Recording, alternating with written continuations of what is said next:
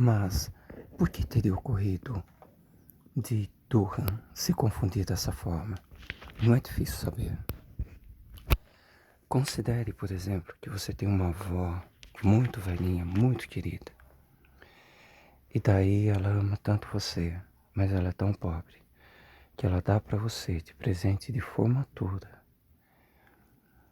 um anel que era de um irmão dela, de formatura, que tem até o nome do irmão. Ela não tem como dar nada melhor para você, você ama muito ela.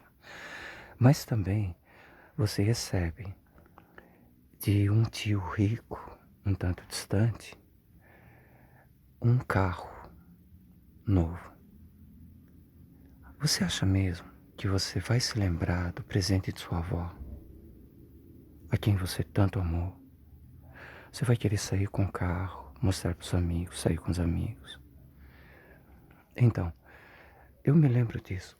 Eu tinha sido batizado no Espírito Santo, sem a manifestação de nenhum dom espiritual. No entanto, eu disse uma frase de uma pessoa que estava pensando nisso. Ela queria dormir e pediu a Deus para que eu terminasse logo de orar em voz alta, para que ela pudesse dormir. E daí, enquanto eu estava orando a Deus, estando sendo batizado no Espírito, eu disse: Pai, perdoa os que dormem na tua presença. Isso parece com palavra do conhecimento. Então, não foi dom de línguas. O dom de línguas, ele é diferente de todos. Porque você não precisa nem estar em comunhão com Deus. Realmente não. Para exercitar o dom de línguas. Só que ele não tem influência. Algumas palavras só você vai falar sendo repicadas. Você percebe que você está falando pela carne. Nem, no entanto, você está imitando falar em línguas. Realmente é o Espírito Santo tentando falar dentro de você, mas ele está aprisionado.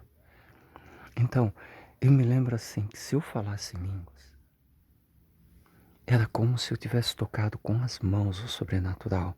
Era a certeza de tudo aquilo que eu cria, tinha sempre acreditado por mais de um ano, eu acho. Quase 2 anos. Era verdade, de fato. Então, eu não vou citar corretamente o texto, vocês devem conhecer, podem procurar. Diz alguma coisa que nós somos bem-aventurados, porque sem a gente ter visto nada, a gente creu. Então, quando você começa a buscar dons espirituais, você está com um problema grande, por exemplo. E, assim, você tem um problema com os filhos e parece que Deus não ouve você. E se Deus aparecesse para você e falasse para você simplesmente que Ele ama você, você já teria um conforto muito grande, voltaria a confiar nele. Então daí você começa a procurar uma igreja muito avivada, em que haja profetas, em que haja profecias. Eu digo para você, quanto mais você procurar uma profecia, uma revelação, mais você vai estar sem fé para crer, porque você joga a fé de lado totalmente e vai confiar na aparência das coisas.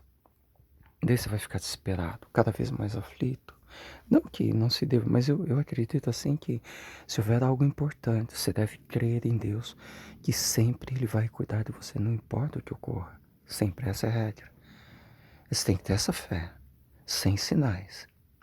Porém, se for uma aflição tão grande, um problema tão sério, eu digo para você, Ele vai arrumar alguém para entregar uma palavra para você, de profecia, para confortar você. Você não precisa ir atrás da pessoa. E não vá atrás, porque quando você for, você já jogou fora, desprezou essa fé.